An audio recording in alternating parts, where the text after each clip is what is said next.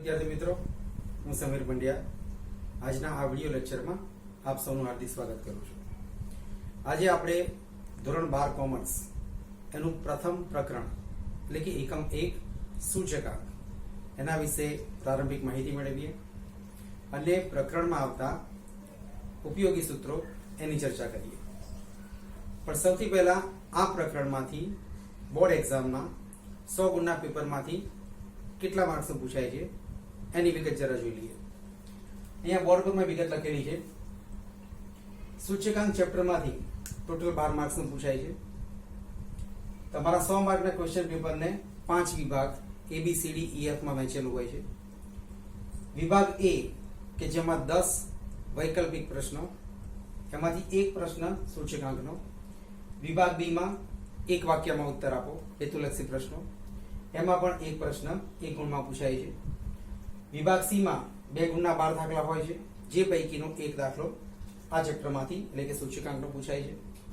विभाग डी एमां पण सूचकांकनो एक दाखलो 3 गुण में અને विभाग एफ के जेमां 5 गुणना 4 दाखला होय छे, जे पैकी एक दाखलो सूचकांकमांथी पूछे छे। आम टोटल तमे जोशो के आना कुल गुणभार 12 थाय छे। એટલે આ ચેપ્ટર બોર્ડની પરીક્ષામાં 12 માર્ક્સની દ્રષ્ટિએ તો ખૂબ જ ઉપયોગી છે જ। આ સિવાય પ્રથમ કસોટીમાં અભ્યાસક્રમ 50% જેટલો જ હોય છે, માટે આ ચેપ્ટરમાંથી 20 થી 25 માર્કનું પણ પૂછી શકાય। तो चैप्टरનું જે નામ છે સૂચકાંક, કદાચ શબ્દ પહેલી વાર સાંભળ્યો હશે, પણ સૂચકાંક શબ્દ શું છે એનો અર્થ આપણે સમજીએ। સૂચકાંક જેના માટે અંગ્રેજી શબ્દ છે ઇન્ડેક્સ નંબર।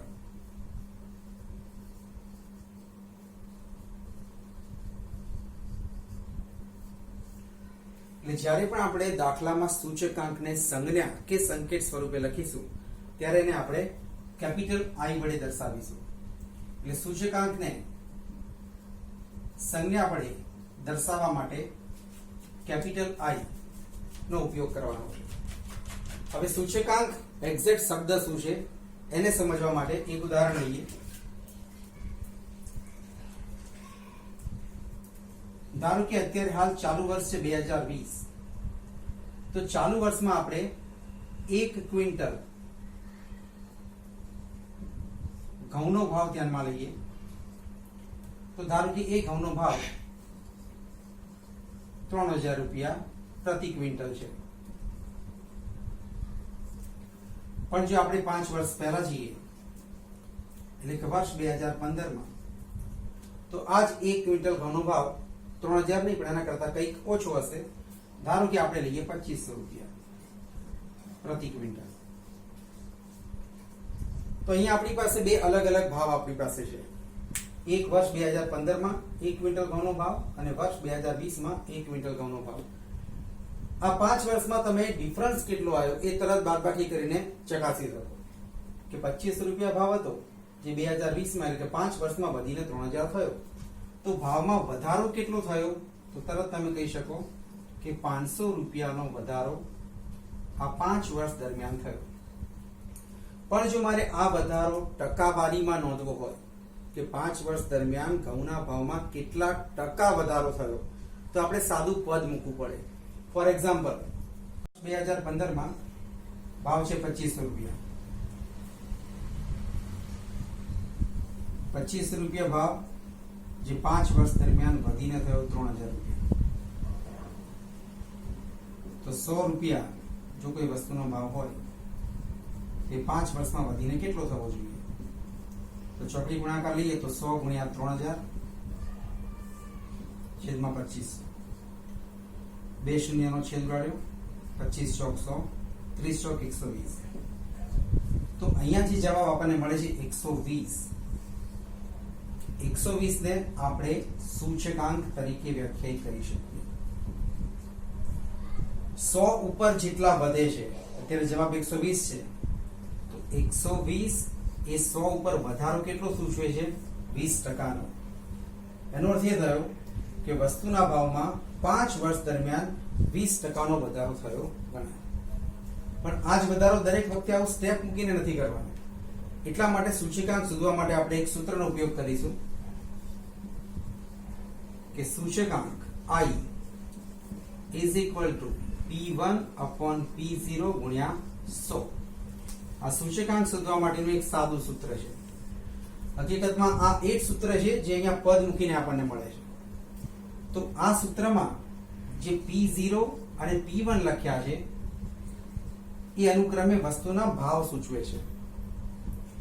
જો આધાર વર્ષનો ભાવ હોય તેને આપણે P0 ગણવો, એટલે P0 ને આપણે કહીશું આધાર વર્ષનો ભાવ અને P1 ને આપણે કહીશું ચાલુ વર્ષનો ભાવ. તો આ ઉપરના ઉદાહરણની જ વાત કરીએ કે એમાં વર્ષ 2020 ને 2015 છે, તો અહીંયા આપણે 2015 ને આધાર તરીકે લઈ ચાલુ વર્ષે કેટલો વધારો થયો એ નક્કી કર્યો. તો આ જે વર્ષ 2015 છે એને આપણે આધાર વર્ષ ગણીશું અને વર્ષ 2020 છે એને ચાલુ વર્ષ. એટલે કોઈ પણ બે વર્ષ આપ્યા હોય એમાં જે વર્ષ નાનું હોય એને આધાર વર્ષ ગણવાનું અને જે વર્ષ મોટું હોય એને ચાલુ વર્ષ ગણવાનું. તો આ રકમ પ્રમાણે આપણે 2015 ને આધાર વર્ષ ગણીએ તો આધાર વર્ષનો ભાવ એટલે કે P0 2500 થશે અને P1 એટલે કે ચાલુ વર્ષનો ભાવ 3000 થશે. તો સૂત્રમાં જો તમે કિંમત મૂકવા જાઓ, ચાલુ વર્ષનો ભાવ 3000, આધાર વર્ષનો ભાવ 2500 ગુણ્યા 100. તો એ જ રીતે અહીંયા સાદુરૂપ 25 ચોક 100, 3 ચોક 12, 120 જવાબ મળે. જે અહીંયા આપણે પદ મૂકીને સમજ્યા એ જ વસ્તુ અહીંયા સૂત્ર તરીકે રજૂ કરેલું છે. એટલે સૂચકાંક શોધવા માટેનું એક સાદું સૂત્ર થયું I is equal to P1 upon P0 ગુણ્યા 100. અને અહીંયા જે જવાબ મળે છે 120, એની પાછળ ખાસ ધ્યાન આપજો, આપણે કોઈ એકમ લખતા નથી. 120 ની પાછળ ગ્રામ, કિલોગ્રામ, મીટર, સેન્ટીમીટર એવો કોઈ એકમ લખવામાં આવતો નથી. એનો મતલબ એ થયો કે સૂચકાંક એ એક એકમ રહિત માપ છે, એક સાપેક્ષ માપ છે, જે વસ્તુની કિંમતમાં થતો સાપેક્ષ ટકાવારી ફેરફાર દર્શાવે છે. જેના પરથી આપણે સૂચકાંકની વ્યાખ્યા જો એક વાક્યમાં આપી હોય તો એ રીતે આપી શકીએ કે કોઈ પણ વસ્તુ કે ચલની કિંમતમાં થતો સાપેક્ષ ટકાવારી ફેરફાર એટલે સૂચકાંક. ફરીવાર બોલું છું વ્યાખ્યા કે કોઈ પણ વસ્તુ કે ચલની કિંમતમાં થતો સાપેક્ષ ટકાવારી ફેરફાર. ફેરફાર શબ્દ આપણે બોલીએ છીએ, વધારો કે ઘટાડો બોલતા નથી, કારણ કે જરૂરી નથી કે દરેક ચીજ વસ્તુના ભાવમાં વધારો જ થાય. કોઈ ચીજ વસ્તુ એવી પણ હોય કે જેનો ભાવ ઘટી પણ શકે છે. એટલા માટે સાપેક્ષ ટકાવારી ફેરફારને સૂચકાંક તરીકે વ્યાખ્યાયિત કરીશું. હજુ બીજા સૂત્રો પણ આના જોવાના છે, જેની મદદથી આપણે આ 5 ગુણના દાખલા ગણવાના છે. પણ આ લેક્ચરમાં આપણે સૂચકાંક શબ્દનો અર્થ સમજવાનો પ્રયત્ન કર્યો કે સૂચકાંક શું છે અને એના માટેનું એક આ સાદું સૂત્ર જોયું I is equal to P1 upon P0 ગુણ્યા 100. જો વિદ્યાર્થી મિત્રો, સૂચકાંકનો અર્થ સમજ્યા પછી હવે 2 માર્કની થિયરીમાં આવો પ્રશ્ન પૂછી શકાય કે સૂચકાંક એટલે શું, તેના લક્ષણો જણાવો. તો સૂચકાંકની જરા વ્યાખ્યા ફરી એકવાર જોઈ લઈએ, પછી આના 4 લક્ષણો સમજીએ. કે કોઈ પણ વસ્તુની કિંમત કે ચલમાં કોઈ નિશ્ચિત સમયની સરખામણીએ થતો સાપેક્ષ ટકાવારી ફેરફાર. વ્યાખ્યામાં આ શબ્દ ખાસ આવવો જોઈએ, સાપેક્ષ ટકાવારી ફેરફાર એટલે સૂચકાંક. સૂચકાંકના લક્ષણોની વાત કરીએ તો વ્યાખ્યામાં જ આપણે કીધું છે કે સૂચકાંક એ એક સાપેક્ષ માપ છે. આ ઉપરાંત સૂચકાંક શોધ્યા પછી એની પાછળ કોઈ એકમ લખાતું નથી.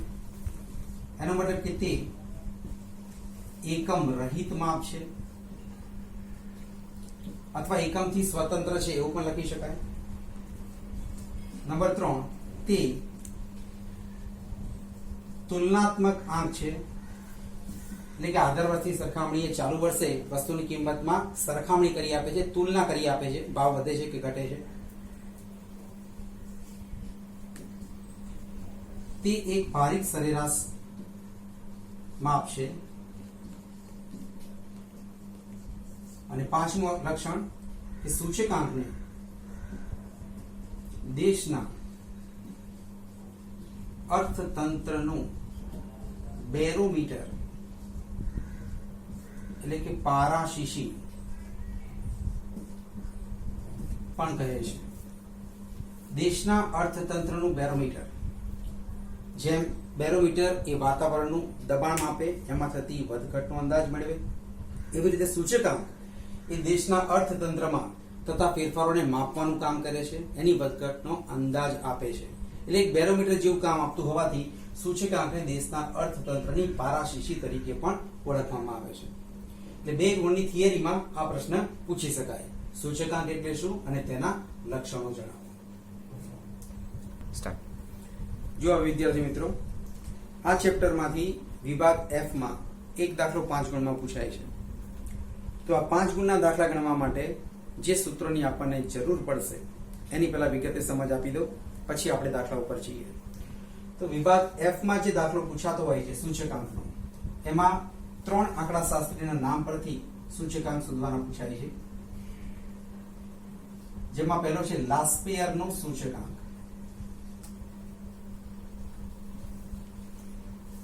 સૂચકાંક માટેની સંજ્ઞા કેપિટલ I છે, લાસ્પેયર માટે L. માટે લાસ્પેયરના સૂચકાંકને સંજ્ઞા સ્વરૂપે લખવું હોય તો I કેપિટલ કરી L થોડું સબસ્ક્રિપ્ટમાં લખવાનું છે, IL. જેનું સૂત્ર આ પ્રમાણે છે, સિગ્મા P1 Q0 છેદમાં સિગ્મા P0 Q0 ગુણ્યા 100. આ સૂત્ર થયું લાસ્પેયરના સૂચકાંક માટે. બીજું સૂત્ર છે પાશેનો સૂચકાંક.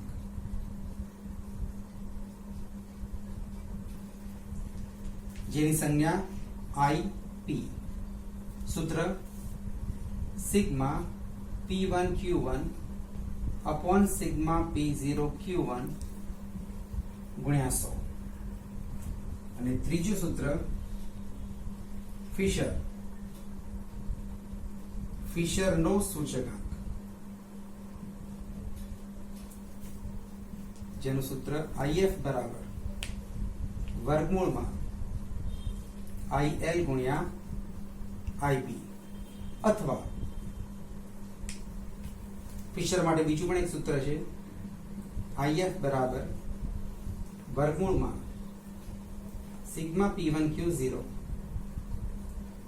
Upon sigma P0 Q0 sigma P1 Q1 upon sigma P0 Q1 गुણ્યા વર્ગમૂળની 12 100. આ બંને સૂત્રમાં ખાસ ડિફરન્સ છે, ધ્યાન આપજો. આ જે સૂત્ર લખ્યું છે IF = √IL * IP, એમાં ગુણ્યા 100 નથી, અને ઉપરના જે ત્રણેય સૂત્રો છે એમાં ગુણાકારમાં 100 મૂકેલા છે.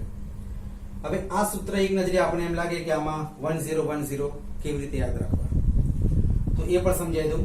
આ સૂત્રમાં જે 4 કેરેક્ટરનો આપણે ઉપયોગ કરીએ છીએ એમાં 2 ભાવ છે, P0 અને P1. એ જ રીતે Q0 અને Q1 એને પણ સમજી લઈએ. અંગ્રેજી શબ્દો પ્રાઇસ એટલે કે ભાવ અને જથ્થો ઉત્પાદન એના માટેનો શબ્દ ક્વોન્ટિટી. માટે ભાવ માટે સંજ્ઞા P લીધેલી છે, જથ્થો અથવા ઉત્પાદન માટે ક્વોન્ટિટી. એની બાજુમાં જે 0 અને 1 લખેલા છે, જો આધાર વર્ષ હોય તો 0 અને ચાલુ વર્ષ હોય તો 1. એનો અર્થ કે P0 કોને ગણવું, તો અહીંયા 0 એટલે આધાર અને P એટલે ભાવ. તો P0 નો અર્થ થશે આધાર વર્ષનો ભાવ. એ જ રીતે 1 એટલે ચાલુ વર્ષ અને P એટલે કે પ્રાઇસ ભાવ, તો ચાલુ વર્ષનો ભાવ એટલે P1. Q ફોર ક્વોન્ટિટી, 0 એટલે આધાર, તો આધાર વર્ષનો જથ્થો, અથવા ઘણી જગ્યાએ ઉત્પાદન પણ લખેલું હશે અથવા વપરાશ પણ લખેલું હશે, ગમે તે શબ્દ વાપર્યો હોય, પણ આધાર વર્ષનો જથ્થો, વપરાશ કે ઉત્પાદન હોય તો Q0. અને એ જ રીતે Q1 એટલે ચાલુ વર્ષનો જથ્થો, ઉત્પાદન કે વપરાશ. આ 4 શબ્દો ઉપર ખાસ ધ્યાન રાખવાનું છે.